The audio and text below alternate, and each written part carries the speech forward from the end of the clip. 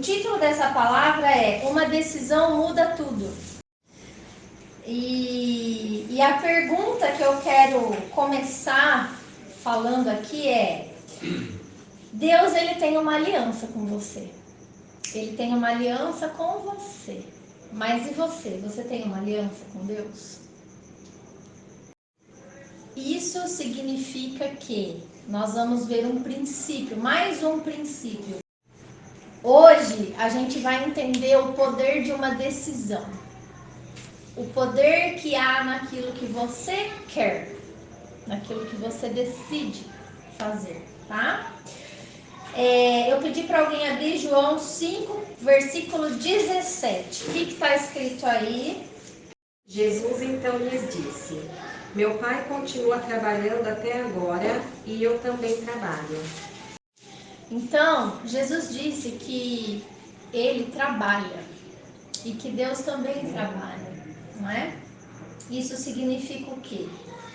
Que dificilmente Deus vai chamar alguém que está desocupado na vida, que não está fazendo nada, que está à toa. Porque quando você quer um resultado, você tem que buscar pessoas que estão ativas. Pessoas que trabalham, pessoas que estão com muitas coisas, são as pessoas que mais dão resultado na vida. Então, se a gente for olhar na Bíblia, a gente vai ver Deus chamando Moisés, por exemplo. Quando Deus falou com ele lá da sarça ardente, ele estava trabalhando, ele estava pastoreando. Ele não estava à toa, desocupado. Pedro, quando foi chamado, estava trabalhando, estava na pesca, né? Gideão, quando foi chamado para libertar o povo de Israel lá das mãos dos midianitas, estava trabalhando, estava malhando trigo, escondido ali. Saul, quando foi ungido rei de Israel, ele estava cuidando dos animais do pai dele. Davi, quando foi ungido rei, ele também estava trabalhando, estava pastoreando as ovelhas do seu pai, certo? E isso revela a nós que existe uma linha muito fina entre estar trabalhando e produzindo e sendo alguém responsável e ser alguém que está dominado, que está escravo do ativismo que existe hoje. O inimigo, ele é muito esperto, gente. Então, o que ele vai fazer? Ele vai ocupar a vida das pessoas a um grau, isso se chama ativismo, excesso de atividade, excesso de ocupação, a um grau que vai impedi-las de servir a Deus. As pessoas, elas têm tempo para tudo, menos para as coisas de Deus. Então, a gente tem que ter sabedoria. Deus nunca chamou um desocupado, porque ele quer resultados. Mas também o inimigo é mestre em dar ocupação para você, para que você não tenha mais tempo para as coisas de Deus. Então as pessoas entraram numa roda, num ciclo viciante de correr atrás da bênção, correr atrás das coisas e fazer acontecer. Mas a palavra de Deus diz o que a respeito de nós, dos filhos de Deus? Quem sabe? Quem sabe? Levanta a mão e fala. O que a palavra de Deus diz? Que ele ama, ele dá enquanto dorme. Ele dá enquanto dorme.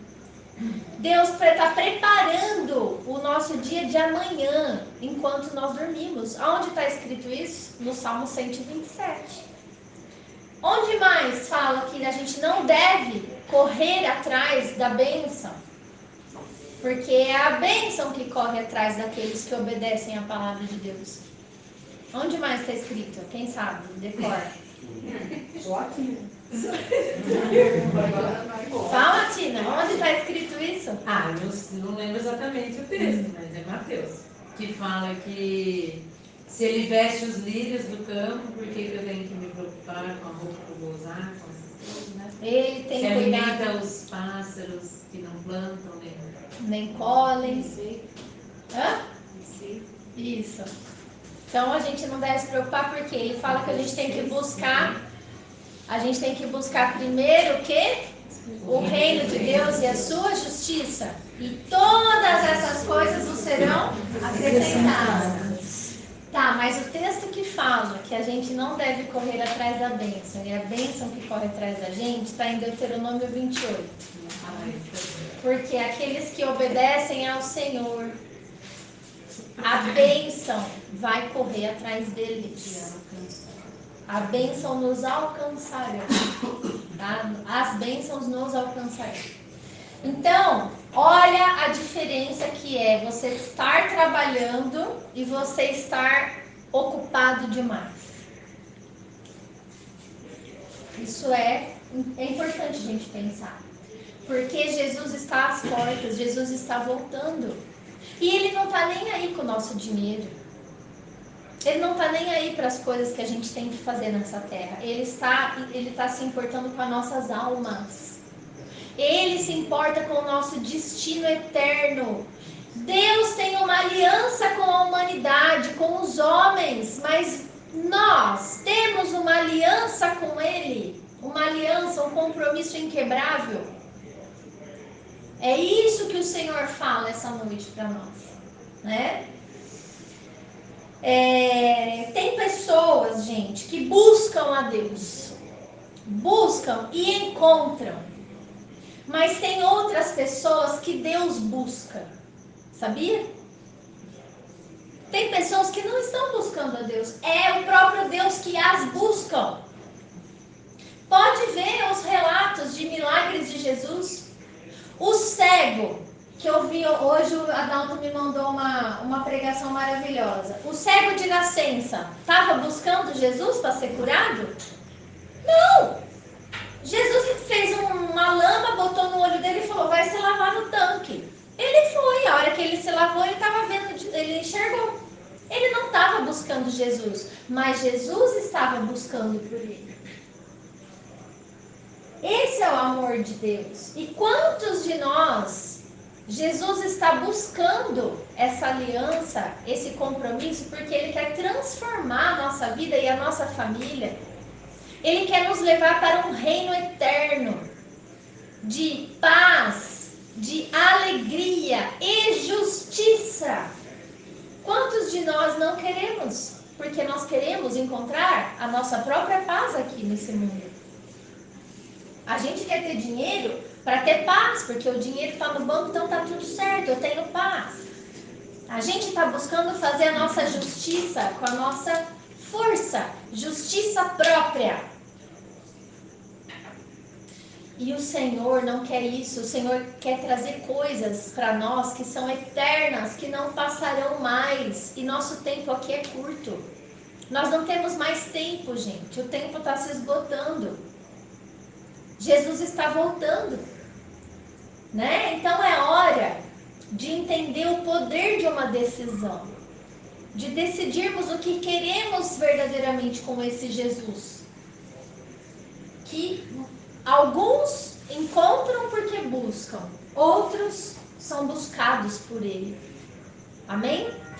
Eu vou trazer aqui para vocês um exemplo de Eliseu, tá? Eliseu, a história de Eliseu, eu pedi para alguns marcarem a Bíblia, mas a gente vai se fixar nesse texto, tá? Que é 1 Reis. 1 Reis 19, versículo 4. Profeta Elias, um profeta do Antigo Testamento que foi usado de uma forma poderosa por Deus. O profeta Elias, então, foi um homem usado por Deus de forma poderosa na terra, tá? Deus usou aquele homem grandemente. Só que chegou um momento da caminhada do profeta Elias que ele foi ameaçado. E por mais que Deus era com ele, ele se cansou e se deixou abater. E quem nunca, né? Porque Deus usa seres humanos. Deus não usa super-homens, mutantes. Deus usa pessoas pessoas de carne e osso, que têm suas fragilidades, suas debilidades. E quando Elias chegou naquele momento, no ápice do seu ministério, que ele sozinho confronta 450 profetas de Baal, simplesmente a rainha Jezabel, né, casada com o rei Acabe, ela declara uma perseguição aberta a Elias. E ela fala, eu vou te matar. E aí Elias, no versículo 4, diz assim, ele mesmo, porém, vamos do 3 e 4. Temendo, pois, Elias, ou seja, ele teve medo de Jezabel, levantou-se e para salvar a sua vida se foi e chegou a Berseba, que pertence a Judá, e ali deixou o seu moço. Ele mesmo, porém, se foi ao deserto caminho de um dia, e veio e assentou-se debaixo de um zimbro, uma árvore, e pediu para si a morte, e disse, basta, toma agora, ó Senhor, a minha alma, pois eu não sou melhor do que os meus pais. Então, Elias aqui, ele chegou num esgotamento emocional, e ele pediu para morrer. E eu quero que vocês notem que quando ele teve medo e ele decidiu isso, ele deixou ali na cidade o seu moço, aquela pessoa que caminhava com ele, aquele moço que o servia e que viu todos os milagres que Deus fez por intermédio de Elias. E ele deixou aquele rapaz lá e falou, olha, acaba aqui nossa obra, fica aqui porque eu tô indo, eu vou me entregar. E foi. E aí o Senhor conversa com ele, socorre ele. No versículo 15, disse-lhe o Senhor, vai, volta ao teu caminho para o deserto de Damasco, e em chegando lá, unge a Azael, rei sobre a Síria. A Jeú, filho de Nimsi, ungirás rei sobre Israel. E também Eliseu, filho de Safate, de Abel-Meolá, ungirás profeta em teu lugar. Então, o que Deus falou assim? Não, você não vai morrer agora pela tua vontade. Você vai cumprir o que precisa ser feito. Então, você volta pelo caminho de onde você veio, porque você precisa, então, ungir alguém para ficar no seu lugar. Você sabe por quê? Porque nós não somos insubstituíveis. Quando nós escolhemos não servir mais o Senhor unge outro em nosso lugar. Quando a nossa vida não está mais disponível a Deus, outra vida estará disponível a Deus. E é por isso que nós estamos aqui hoje. Mais de 2000 anos a igreja não morreu e não morrerá, por causa de homens e mulheres fortes que decidiram cumprir o seu chamado, decidiram seguir a Deus e fazer aquilo que Deus colocava no coração deles, né? Então, Deus explicou para ele assim, quem escapar à espada de Azazel, Jeú matará, quem escapar à espada de Jeú, Eliseu o matará. Também conservei em Israel 7.000, todos os joelhos que não se dobraram a Baal e toda a boca que não o beijou. Baal era um deus estranho na época, tá? Que existe até hoje, né? Porque o diabo não morre, ele é um ser espiritual e ele vai até o fim, só muda o nome dele, tá? Das figuras a serem adoradas. Mas o Senhor disse para Elias, você pensa que você é o único? Não se engane, eu conservei 7.000 homens que não se dobraram. Ou seja, você não é a última bolacha do pacote, tá? Você, cristão, não está sofrendo sozinho na terra. Você não é o único que precisa decidir hoje a quem servir. Você não é o único que está entre a cruz e a espada, não. Tem mais 7.000 que não se dobraram. Né? E toda a irmandade, toda a igreja do Senhor, ela nada contra a maré desse mundo. E as lutas da igreja são grandes. Não é verdade? Então nós não somos os únicos. Aqui o Senhor já quebra toda a vitimização da gente, né? Tipo, para de se vitimizar. Todo mundo passa pelo mesmo processo. Você não vai ser diferente. E aí vem a vocação de Eliseu. Versículo 19 em diante diz: Partiu, pois, Elias dali e achou a Eliseu, filho de Safate, que andava lavrando com 12 juntas de bois adiante dele, e ele estava com a 12ª. Elias passou por ele e lançou o seu manto sobre ele. Então deixou este os bois, correu após Elias e disse: Deixa-me beijar a meu pai e a minha mãe, e então eu te seguirei. Elias respondeu-lhe: Vai e volta, pois já sabes o que eu fiz com você. Presta atenção. Quando você imagina, gente, Eliseu, ele estava trabalhando. Ele estava fazendo o que ele sempre fazia. Ele não estava esperando por isso. Ele não estava esperando ser chamado por ninguém.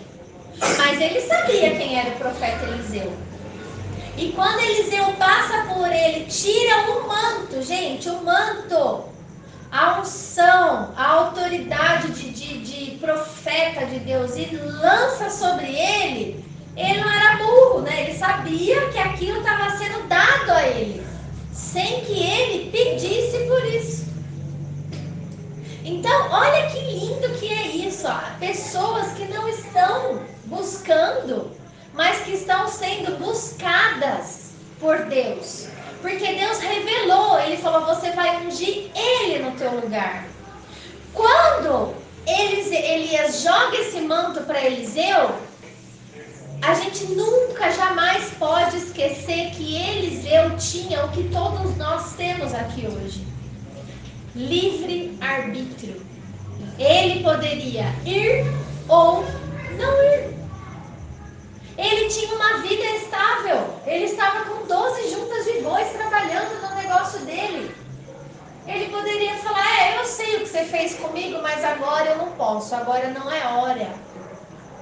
Eu estou ocupado. Elias não falou nada. Elias queria se livrar tanto dessa função que ele só lança a capa. E o que ia acontecer não era mais problema dele. Se Eliseu ia querer, não ia querer, era problema de Eliseu. Ok? E aí, gente, ele fala assim: bom, você sabe o que eu fiz com você, né? Então você que sabe se você quer ir beijar seu pai, sua mãe, o que você quer fazer. Porque Elias era isso, ele era assim. E as coisas de Deus são assim. O Senhor não precisa da gente, é a gente que precisa do Senhor, né? Voltou Eliseu de seguir a Elias, tomou a junta de bois e os imolou, e com os aparelhos dos bois, com aquele arado, aquele maquinário de madeira que ele usava para arar a terra, cozeu as carnes dos bois e as deu ao povo, e todos comeram. Então se dispôs e seguiu Elias e o serviu. Gente, isso mexeu muito comigo, porque a pessoa que era para receber esse manto de Elias, na verdade, não era Eliseu. Era aquele moço que foi deixado lá atrás, quando Elias temia, quando Elias estava no pior momento da vida dele. E ele virou para aquele moço e falou: fica aqui. E o moço ficou. Então, olha como nós temos livre-arbítrio. Já Eliseu pensou o quê? Eu vou, mas eu não vou de qualquer jeito com você. Eu vou para fazer o meu melhor. Eu vou porque eu entendo que esse chamado é um caminho sem volta. Então eu vou destruir tudo aquilo que me prende ao passado, porque nunca mais eu vou pegar no arado, nunca mais eu vou pegar nessa junta de bois. Eu não terei mais para onde voltar. Eu só vou. Entendeu? Olha o poder de uma decisão. Ele mata os bois. Ele destrói o maquinário e faz uma fogueira. Ele entrega o passado dele, quem ele era até aquele dia. Ele entrega a Deus e ainda chama o povo para comer daquilo. O que ele está falando para as pessoas? Olha, vocês estão vendo, né, o que eu estou fazendo? Porque nunca mais eu serei o mesmo. Esse é o poder da decisão, tá? A vida cobra da gente posicionamento e postura, ou seja, ações para gerar resultados que são duradouros, tá? Muitas vezes pessoas querem resolver problemas, mas não vão na fonte do problema. Falta ação concreta. E, portanto, a vida vive em ciclos que se repetem. Hoje a pessoa está bem, amanhã ela não está. Tudo de novo. De repente volta na crise, né? Num afastamento. E nunca conseguem uma constância. Lê para mim Tiago, capítulo 1, 21 e 22. Pelo que rejeitando toda a imundícia e superficialidade da malícia, recebei com mansidão a palavra em vós reservada, a qual pode salvar as vossas almas.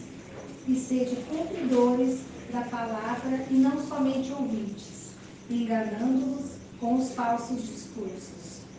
Então, Tiago, ele está exortando o quê? Não adianta ouvir a palavra. Adiantava o Eliseu ficar vendo que Elias lançou a capa sobre a vida dele, se ele não tomasse uma ação, se ele não aceitasse, porque ele era livre. Nós somos livres. Tem pessoas que se contentam com isso. Elas querem apenas ouvir a palavra e tomar aquela palavra para elas. E elas vão engordando, e elas vão engordando. A ovelha gorda, que nunca quer fazer a obra ao qual o Senhor chama. A palavra de Deus diz que o Senhor julgará entre ovelhas e ovelhas. A palavra diz que as ovelhas gordas, elas pisam a água das ovelhas que estão chegando, e quando elas vão beber daquela água não conseguem, porque aquela água está cheia de lama, está suja. E sabe o que o Senhor vai fazer com as ovelhas gordas? Ele vai arrancar todas as unhas delas. Ele vai castigá-las. Por quê? Porque não se colocaram na brecha por vidas. Pensaram só em si mesmas. Eu vou, eu recebo, eu sou abençoado e tchau. Não quero problema para minha cabeça. Não é?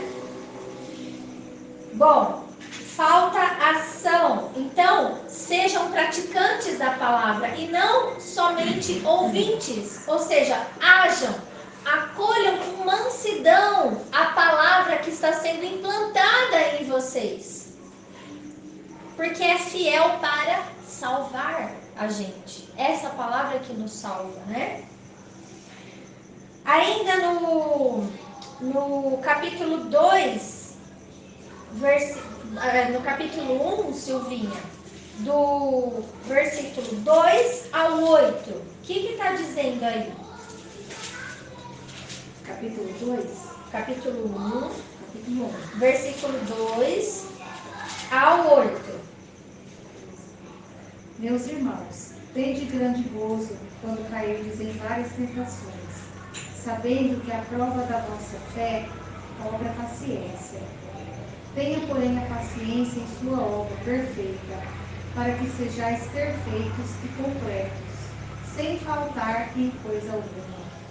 E se alguém de vós tem falta de sabedoria, peça a Deus, que a todos dá liberalmente e o não lança em rosto, a ser-lhe-á dada. Peça, porém, com fé, não duvidando, porque o que duvida é semelhante à onda do mar, que é levado pelo vento e lançada de uma para outra. Fala, Ti. Não pense tal homem que receberá do Senhor alguma coisa. O homem de coração dobre é inconstante em todos os seus caminhos. Só até aí. Então, olha só, a palavra, a fé, o Senhor exige de nós um posicionamento, uma constância. Esse ciclo de que um dia tá tudo bem, outro dia tá tudo mal, precisa se encerrar na vida de alguns aqui. Nós precisamos ser constantes.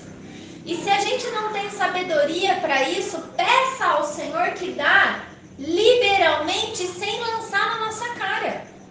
Porque Ele tem prazer em nos tornar pessoas sábias. Tá? Então, quando eu vejo Eliseu indo para o seu chamado, mas não de qualquer jeito. Eu vou, mas você vai me esperar porque eu não vou de qualquer jeito. Primeiro, eu vou resolver o meu passado. Eu vejo um homem que está buscando algo constante para a sua vida.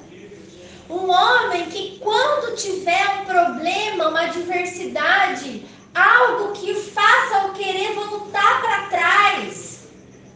Ai, por que eu vim? Por que eu estou aqui? Eu preciso voltar para minha casa, eu preciso voltar para o meu trabalho, um lugar seguro. Não terá mais para onde voltar. Quantos casamentos são destruídos hoje em dia porque pessoas têm para onde voltar? Olha, filhinho, se ele te bater, volta para casa da mamãe, viu? Não deixa. Olha bem, se faltar a comida, não fica com essa pessoa. Volta para casa da mamãe e do papai, que você vai ser bem recebido. Pode abandonar.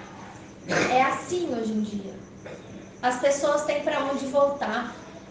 Por isso elas não lutam, elas não pagam preço, elas não olham para frente e vivem nesse ciclo, nessa inconstância, tá?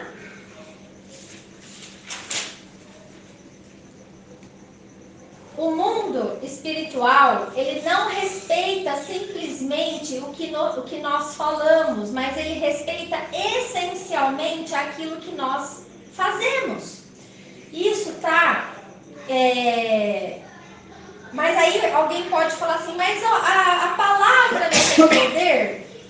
Elaine, você abriu aí. Sim. Provérbios 18, 21. Você pode ler, por favor? Posso.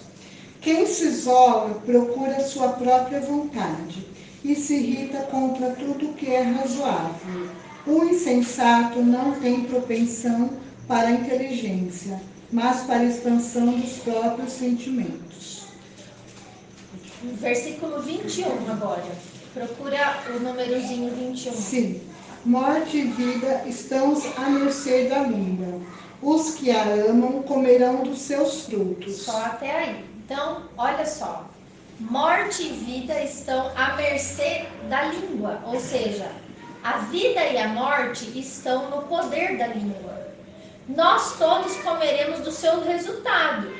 Então, quando eu falo que o mundo espiritual ele não respeita essencialmente o que nós falamos, a gente tem que ter o equilíbrio, porque a palavra ela é compreendida pela palavra.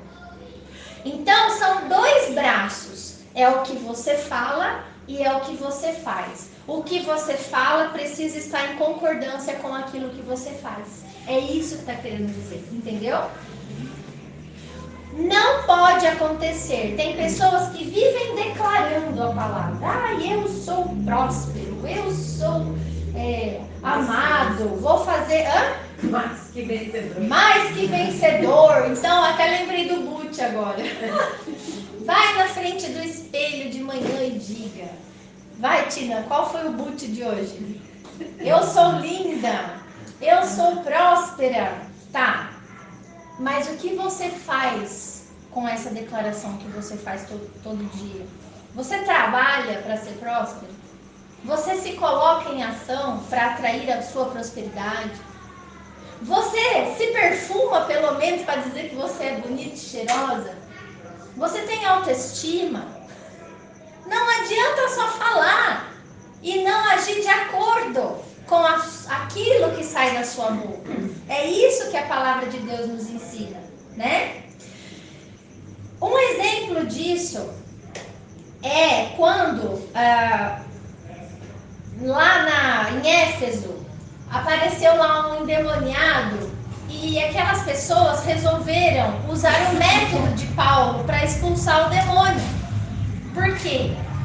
Porque eles viram que Paulo expulsava o demônio saía da pessoa. Então o método parece que funcionava. E eles resolveram usar o mesmo método. O que aconteceu com eles? Vamos ver? Quem que abriu em Atos 19? Marina. Leia do versículo 11 ao 16, por favor. E Deus, pelas mãos de Paulo, fazia maravilhas extraordinárias, de sorte que até os lenços e aventais se levavam do seu corpo aos enfermos, e as enfermidades fugiam deles, e os espíritos malignos saíam. Peraí, Paulo não precisava nem ir. Só levando o lenço dele, as enfermidades já fugiam das pessoas e os espíritos malignos também.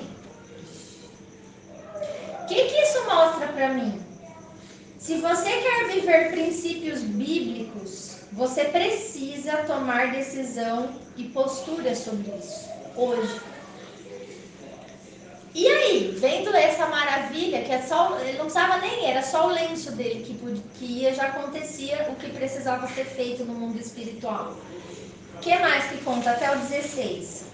E alguns dos exorcistas judeus ambulantes tentavam invocar o nome do Senhor Jesus sobre os que tinham espíritos malignos, dizendo: esconjuro-vos por Jesus, a quem Paulo prega.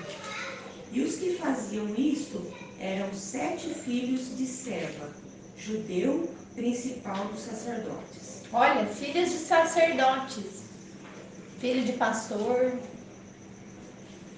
Respondendo, porém, o espírito maligno disse: conheço Jesus, e bem sei quem é. Paulo, mas vós, quem sois?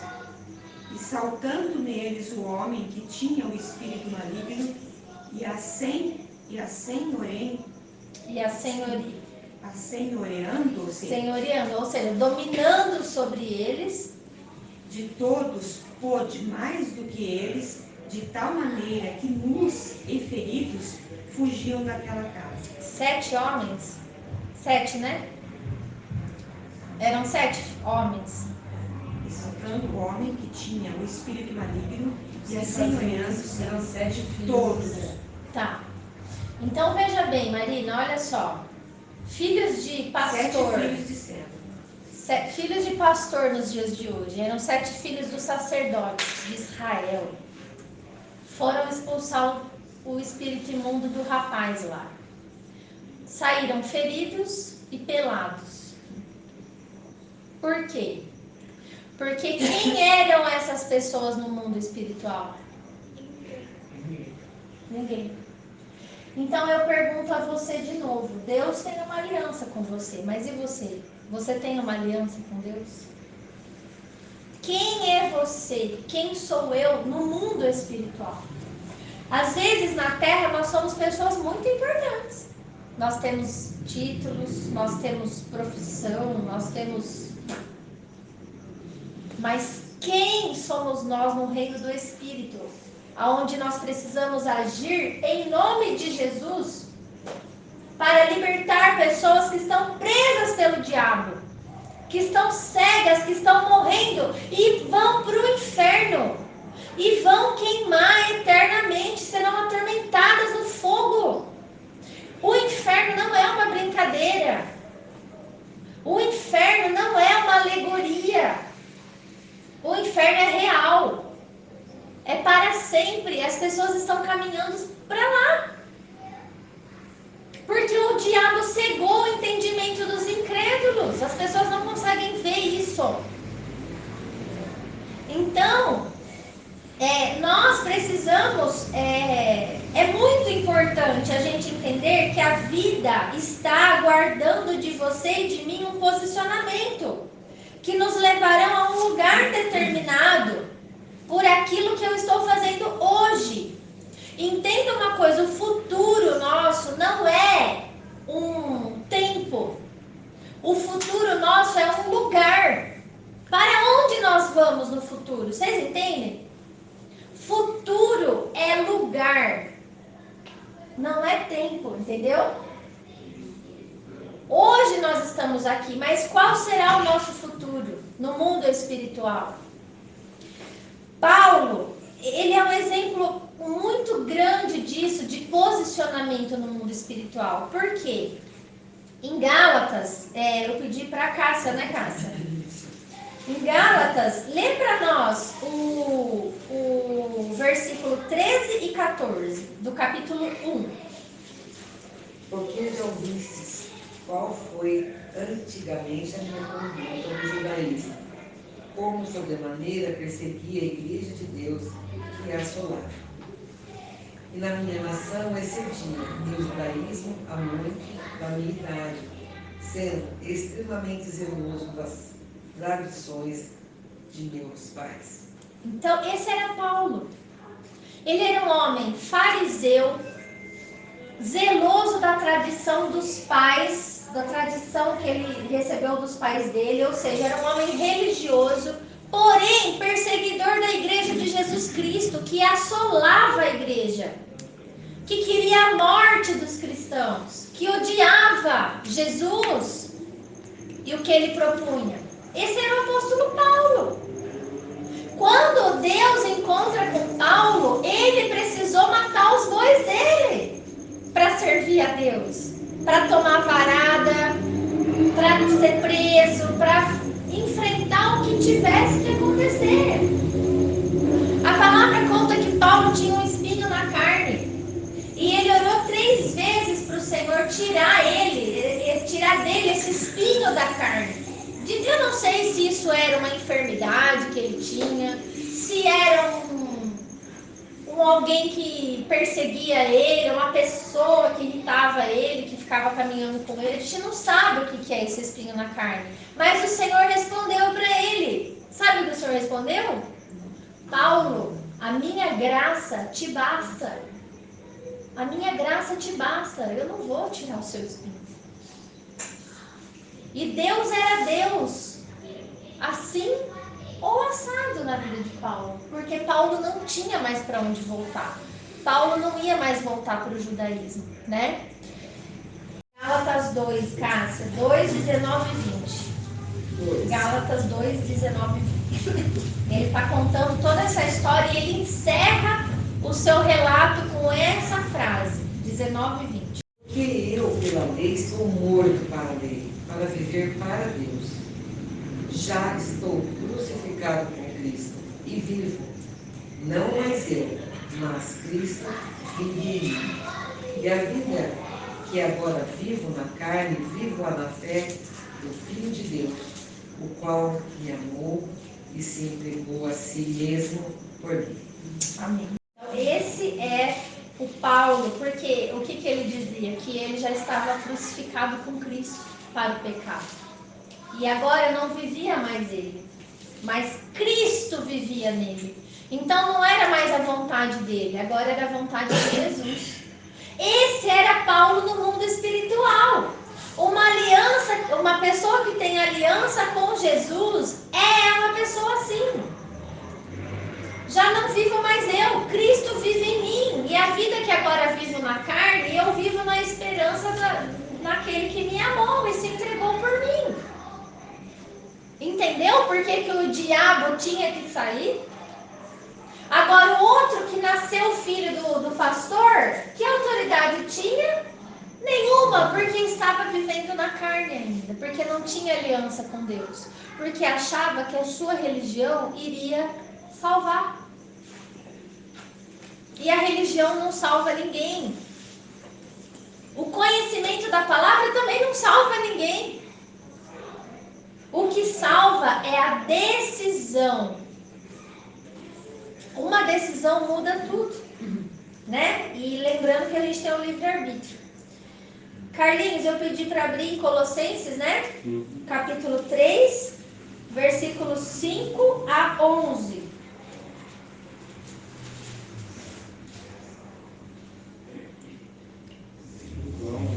Isso.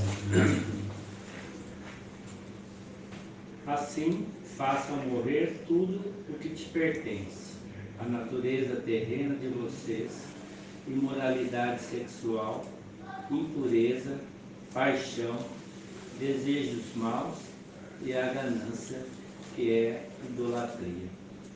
É por causa dessas coisas que vem a ira de Deus sobre os que vivem na desobediência, as quais vocês praticaram no passado, quando costumavam viver nelas.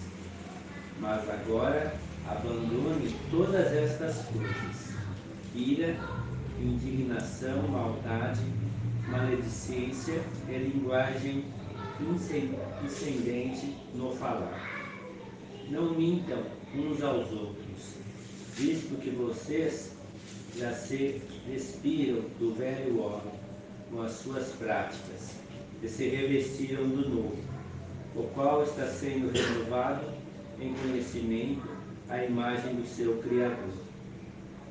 Nessa nova vida já não há diferença entre grego e judeu, circuncisão e incircuncisão,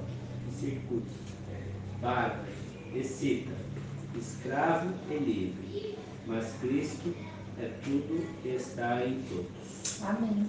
Então, esse trechinho, Paulo fala aos Colossenses: existe uma velha vida que tem que ser deixada para trás.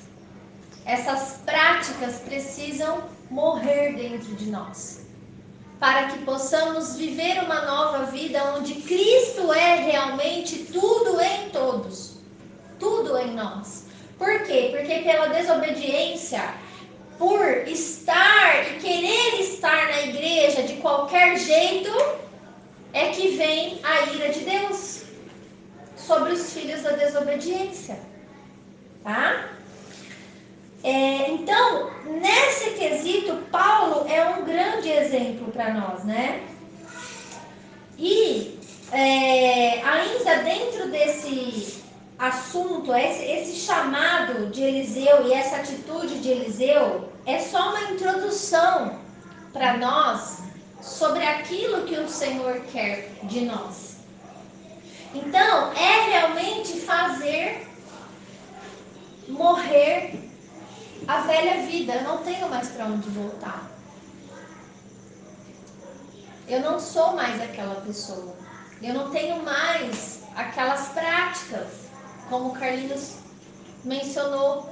Por quê? Porque agora a vida que eu vivo na fé no Filho de Deus que me amou e a si mesmo se entregou por mim. Tá? Aí a gente volta lá para a 1 Reis, nós vamos para a 2 Reis, tá? Passa umas folhinhas aí para frente e a gente vai ver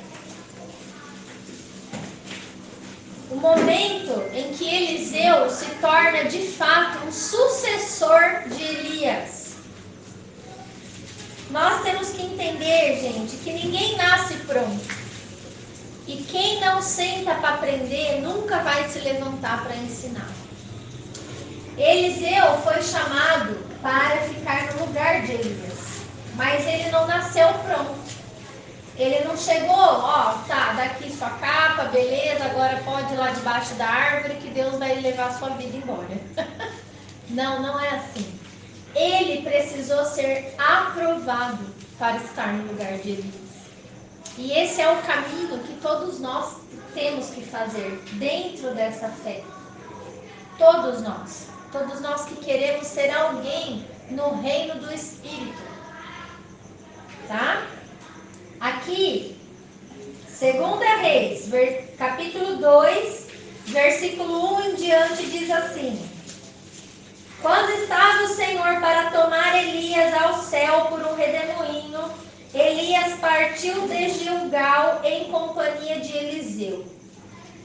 E disse Elias a Eliseu: fica-te aqui, porque o Senhor me enviou a Betel. Respondeu Eliseu: tão certo como vive o Senhor e vive a tua alma, não te deixarei. E assim desceram a Betel. Gente, Elias não mudou, ele continuou o mesmo. Ele ia para onde ele tinha que ir e mandava o outro ficar. Fica aqui. O que o rapaz falou? Tão certo como vive o Senhor e você vive, eu não te deixarei. Ele fez diferente daquele primeiro moço, lembra? Sim. E ele foi. Por quê? Porque Eliseu não tinha para onde voltar. Gente, o homem mandou ele ficar lá. O seu chefe, o seu patrão, o seu líder manda. E você obedece só se você tiver para onde voltar. Porque se você não tiver para onde voltar, você não vai obedecer. Você vai falar: não, dessa vez eu vou com você, meu querido, porque eu matei os meus bois. Eu não tenho mais para onde voltar. É daqui para frente. E o que você tem vai ser derramado sobre a minha vida, porque eu escolhi isso um dia lá atrás. Eu desejei isso, do meu livre-arbítrio. Eu escolhi seguir você. Eu não vim de qualquer jeito.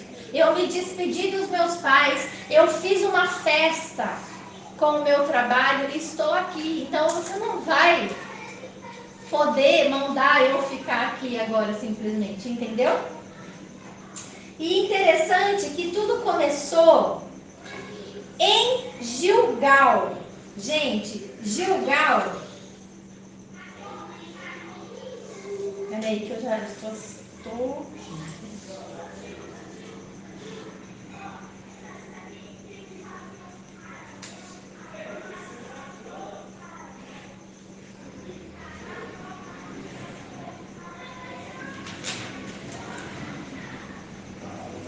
Gilgal é o ponto de partida depois de uma decisão.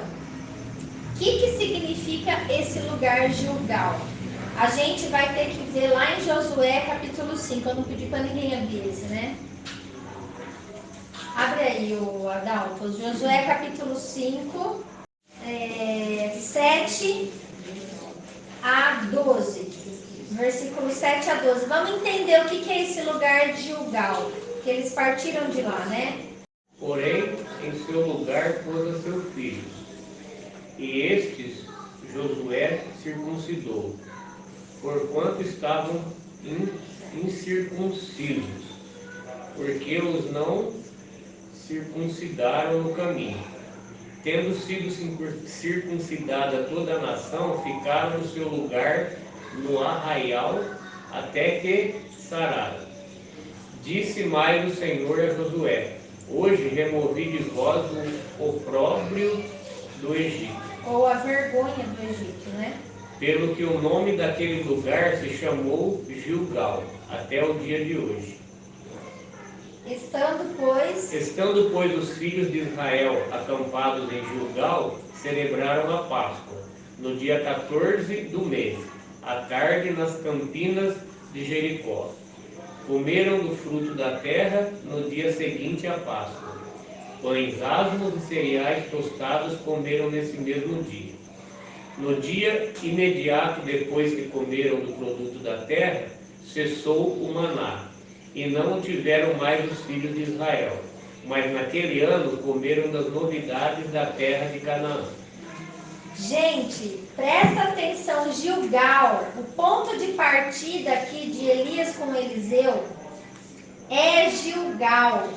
Elias estava indo para Gilgal e disse: fica aqui. Qual que é o ponto de partida de todo cristão, gente? Gilgal é lugar de aliança, de circuncisão, de aliança com Deus e de Páscoa. Perdão, redenção. Quem não recebe o perdão de Jesus na sua vida, pelo arrependimento do pecado, e quem não professa uma aliança com Deus, não começa a caminhada com Deus, porque esse é o começo. grande. A aliança e o perdão é o começo de tudo. A aliança te leva a comer as delícias, os frutos da terra prometida. É dali para frente. Eliseu, como ele não tem mais para onde voltar, né? A gente precisa entender isso. Quando eu decido por Jesus e eu me alianço com Ele, não interessa mais se as coisas estão indo contra ou a favor. Eu estou com Ele em qualquer situação e não tenho mais para onde voltar. Aliança é um compromisso que eu assumi com Deus e acabou. Não me interessa o que vai ser do irmão do lado. Se ele vai assumir essa aliança, se ele não vai, não me interessa. É uma coisa sua com Jesus, né? Hoje está tudo muito relativo, tudo muito depende. Por quê? Pessoas que têm aliança com Deus vivem diferente.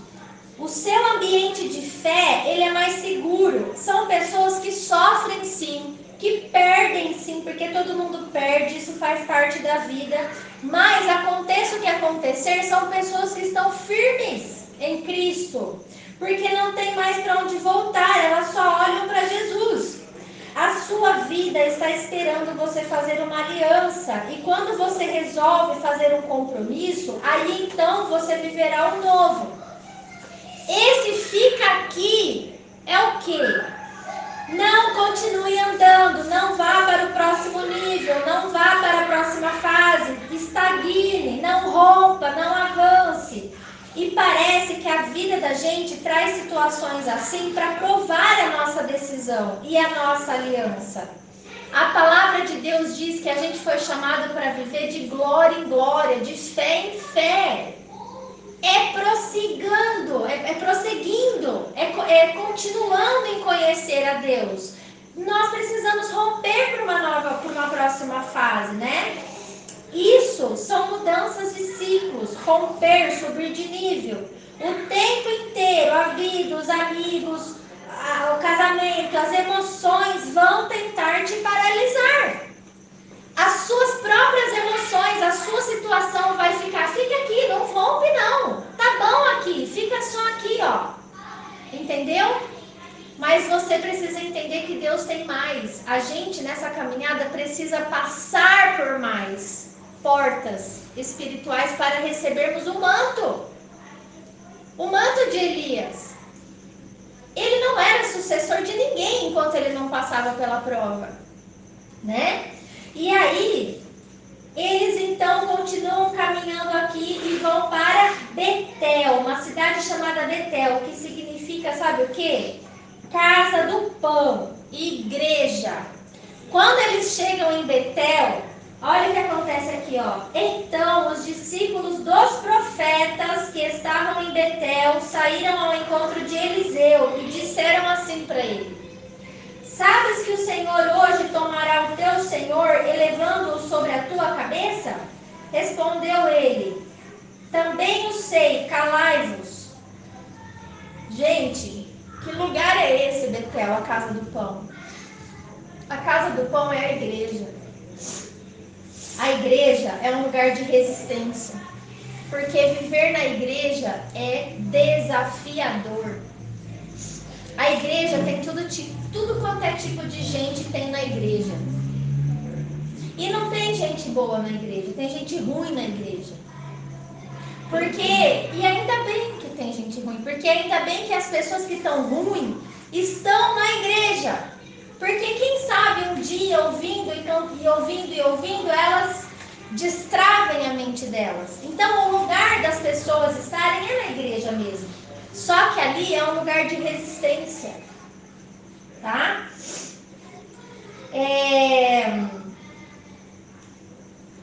Na igreja existe cura. A pessoa que aceita Jesus pecando e depois o Espírito Santo vem tratando com ele. Pesa o Espírito, convence.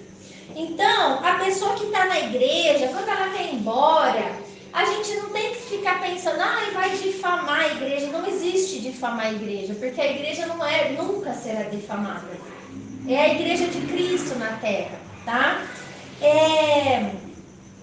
Aonde tem postura e posicionamento posicionamento, não tem como difamar, porque a igreja é do Senhor. E se não houver resistência, a gente não fica em lugar nenhum.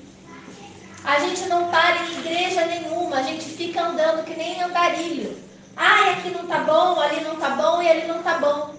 Relacionamentos interpessoais não me param. Eu sou resistente o suficiente para passar por eles. Então declara isso.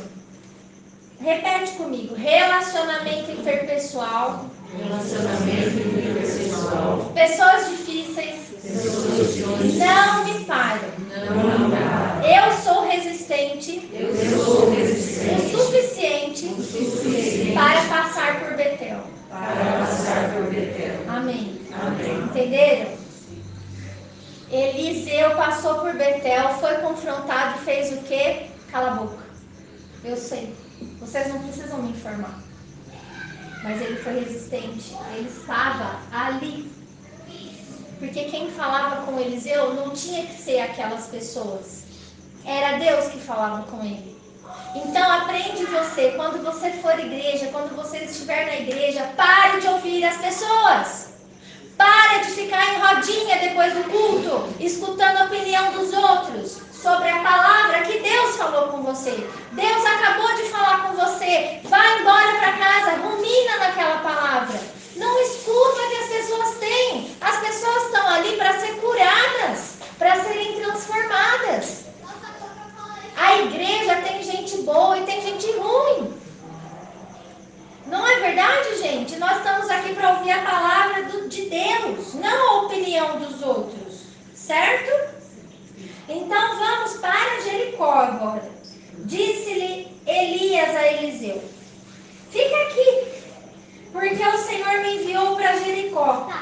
Porém ele disse: tão certo como vive o Senhor, vive a tua alma, não te deixarei. E assim foram os dois para Jericó. Então os discípulos dos profetas que estavam lá em Jericó se chegaram a Eliseu e disseram assim: sabes que o Senhor hoje tomará o teu senhor, elevando-se por tua cabeça? Ele respondeu: também o sei, calai-vos. De novo, em Jericó, tinha o quê? Tinha discípulo de profeta lá em Jericó. Mas Jericó é o quê? O que é essa cidade? Essa cidade é um lugar da hipocrisia. Por quê? Jericó, na entrada dela, antes de chegar nela, tinha muitas palmeiras, era uma coisa linda e tinha uma muralha que protegia a cidade, fortificada. Ninguém conseguia ver o que estava lá dentro. Mas a cidade era uma cidade de comércio de rua. Imagina você entrando em Jericó achando que ia ser maravilhoso, aquela palmeira, aquela coisa fortificada. E aí você chega lá, aquele fedor de peixe, de lixo, daquele comércio de feira. Era o que tinha lá dentro. Então Jericó fala da hipocrisia das pessoas que estão dentro da igreja. E Eliseu, para receber o manto de Elias, para viver o seu chamado, ele precisava passar pela hipocrisia das pessoas. Só que Elias disse: fica aqui, não vai não rompe. Permita que a hipocrisia dos outros paralise a sua fé, desanime você, faça você falar: essa coisa de Jesus não dá, é muito difícil, porque as pessoas falam uma coisa e fazem outra, as pessoas não têm jeito. Fica aqui para você desacreditar que Jesus salva, que Jesus transforma, que Jesus liberta o hipócrita. Não é assim? Mas ele não ficou ali. Quem tem coragem de expor e tratar as suas próprias debilidades não vai vivenciar escândalos. Tudo que está em oculto vai vir à tona. O diabo manda fazer, mas não ajuda a esconder. 1 Coríntios 11, quem que abriu? Pode abrir 1 Coríntios 11, 31 e 32. Mas se nós tivermos o cuidado de examinar a nós mesmos, não receberíamos juízo. Quando, porém, somos julgados pelo Senhor, estamos sendo disciplinados para que não sejamos condenados com o mundo.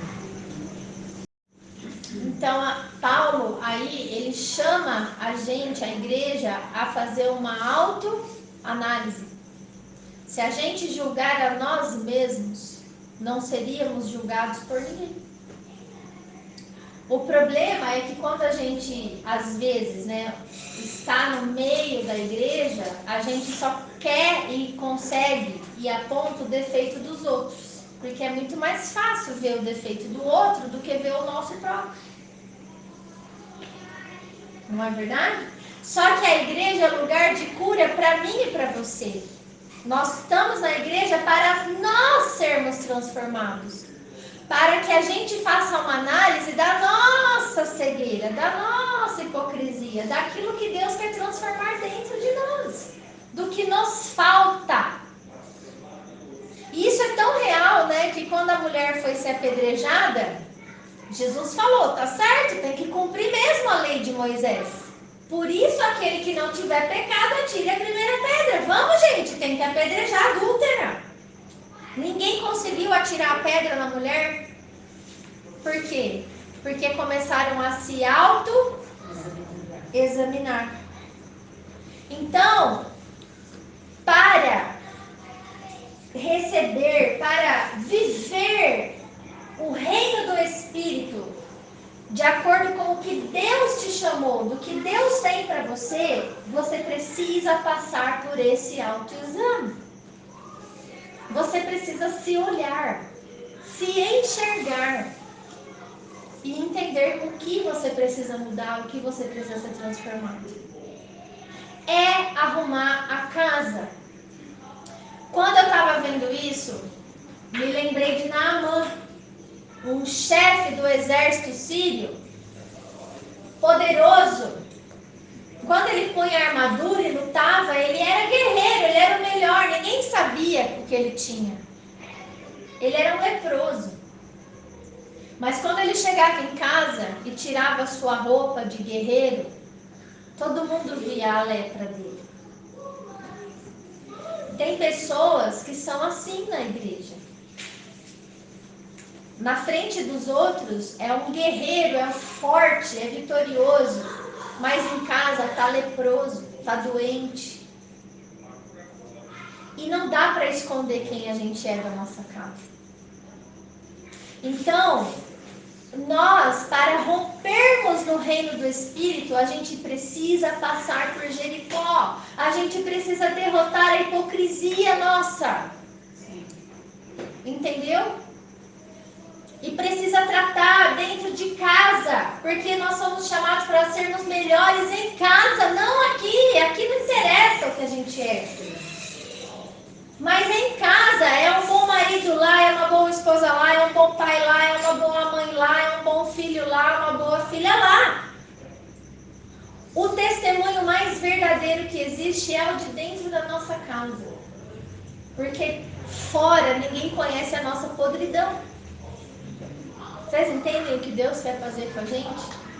Não tem para onde escapar. Se você não matou seus bois, meu filho, na primeira vez que você enxerga a sua lepra, você volta para dar onde você veio. Você não permanece. Você fala, não, é muito difícil. É muito difícil servir a Deus. Eu não vou conseguir. Deixa eu do jeito que eu estou. Deixa eu no meu ambiente seguro. Se para servir a Deus tem que fazer tudo isso, tem que se posicionar dessa forma, para mim não dá. E você é livre para escolher isso. Você pode fazer igual aquele moço, ficar lá, aonde Eliseu largou ele, e não ir para o próximo nível. E não viver o que Deus tem para você. Mas Eliseu foi. E aí, conta a palavra no versículo 6 que disse-lhe, pois, Elias, fica aqui, porque o Senhor me enviou ao Jordão. Mas ele disse, tão certo como vive o Senhor e a tua alma, não te deixarei. E assim ambos foram juntos. Foram 50 homens dos discípulos dos profetas e pararam a certa distância deles. Eles dois pararam junto ao Jordão. Então Elias tomou seu manto, enrolou e feriu as águas, as quais se dividiram para os dois lados e passaram ambos a seco. Havendo eles passado, Elias disse a Eliseu: pede-me o que queres que eu te faça antes que seja tomado de ti. Disse Eliseu: peço-te que me toque por herança, porção dobrada do teu espírito. Olha a ousadia dele. Tornou Elias e disse: dura coisa pediste. Todavia, se me vires quando for tomado de ti, assim se te fará. Porém, se não me vires, não se fará. Indo eles andando e falando, eis que um carro de fogo com cavalos de fogo os separou um do outro, e Elias subiu ao céu num redemoinho. O que vendo Eliseu clamou: meu pai, carros de Israel e seus cavaleiros, e nunca mais o viu. E tomando as suas vestes, rasgou-a em duas partes. Então levantou o manto de Elias, que ele deixara cair, porque subiu naquele carro, né? E voltando-se, pôs à borda do Jordão. Tomou o manto que Elias lhe deixara cair, feriu as águas e disse: onde está o Senhor Deus de Elias? Quando ele feriu as águas, elas se dividiram para um e outro lado, e Eliseu passou. Vendo-o, pois, os discípulos dos profetas que estavam defronte em Jericó, disseram: o espírito de Elias repousa sobre Eliseu. Vieram-lhe ao encontro e se prostraram diante dele em terra. Gente, isso é forte. Quando eles passaram, vocês imaginam 52 homens ali, de frente àquele rio Jordão. Só 2 passaram. Os 50 ficaram só olhando. Por quê? Porque para viver coisas no mundo espiritual, para viver o seu chamado, gente, muitos são chamados. Aquelas pessoas eram 50 homens, profetas, mas poucos são os escolhidos, porque poucos decidem ir até o fim. Esse Eliseu catou na mão de Elias e decidiu ir até o fim. E ele sabia o que ele queria. Quando ele passa aquele Jordão e ele sai da vista daquelas pessoas e só está ele e Elias, vem a hora dele, chega a hora dele de pedir o que ele quisesse. Ele podia escolher o que ele queria. E ele escolheu uma porção dobrada do espírito que estava repousado sobre a vida do Elias. E Elias ainda tentou parar ele de novo.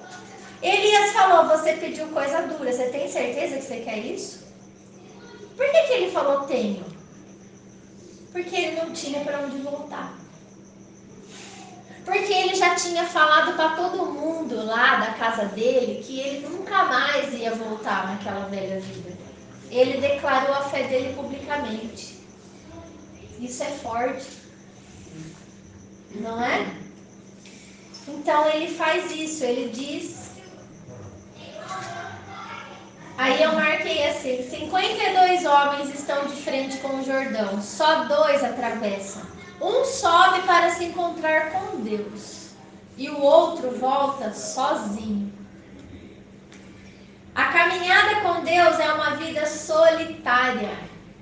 Eliseu vai para o outro lado e vê coisas e vive coisas que os 50 homens não viveram e nem viram.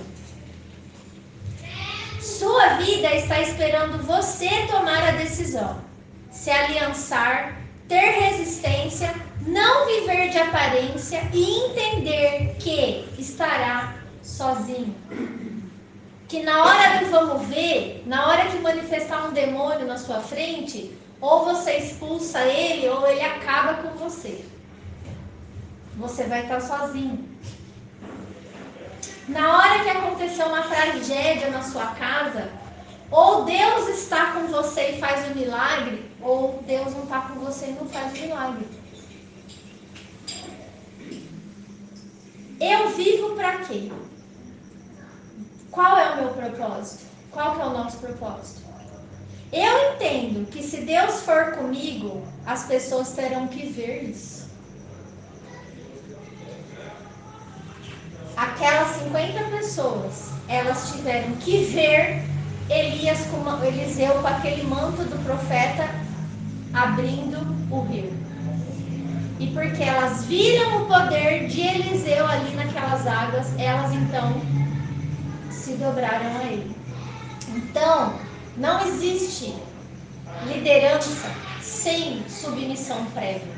Ninguém vai se levantar para fazer as coisas de Deus, para ensinar, sem antes ter sentado para aprender, sem ter passado por essas provas, por esses caminhos, né? Então, você pode até andar sozinha, mas você não vive de aparência, você é resistente e você tem aliança com Deus e decidiu voluntariamente viver com Deus. Ninguém te obrigou. Então não venha de qualquer jeito. Mata os seus bois. Declara sua fé publicamente e você vai ver quão grandes coisas o Senhor tem para fazer na sua vida e na sua casa. Porque o que Ele fará em você é o que Ele fez comigo, com Eliseu, com Elias, é transbordante. Transborda na vida das pessoas. Então não se esqueça, pessoas buscam a Deus e encontram. Outras pessoas, Deus busca e elas têm que decidir. Eu entendo isso. Se você e eu temos acesso hoje a esta palavra, é porque o Senhor exige de nós esses posicionamentos hoje. Amém? Quem abriu em Mateus? Maurício, vai no capítulo 5, 14 a 16, por favor. Vós sois a luz do mundo. Não se pode esconder a cidade edificada sobre um monte, nem se acende uma cadeira para colocar debaixo do alqueire, mas no velador e alumia a todos os que se encontram na casa. Assim brilha também a vossa luz diante dos homens, para que sejam as vossas boas obras e glorifiquem o vosso Pai que está nos céus. Então, nós somos chamados para sermos a luz desse mundo. E do mesmo jeito que viram o profeta Eliseu, nós precisamos ser vistos. Os nossos posicionamentos também precisam ser vistos aonde nós estamos plantados, não é? Eu quero que você pense comigo uma coisa.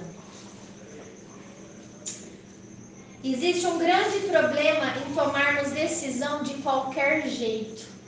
Nessa noite você não está aqui sendo obrigado a tomar alguma decisão.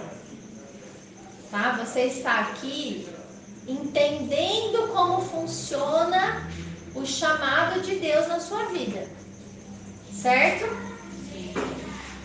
Mas decisões não podem ser tomadas de qualquer jeito, deixando o nosso ambiente seguro ou tentando levar uma nova vida com velhos hábitos, com velhos amigos, com velhas posturas. Por isso que Jesus disse que é melhor ser quente ou frio e nunca morno, porque nada atrapalha mais o poder do Evangelho como um crente morno. Estar dentro de qualquer jeito atrapalha a obra de Deus e joga contra. Joga contra. Lembra que Jesus disse: quem comigo não ajunta, espalha. Então eu quero que você pense o que te prende à vida antiga.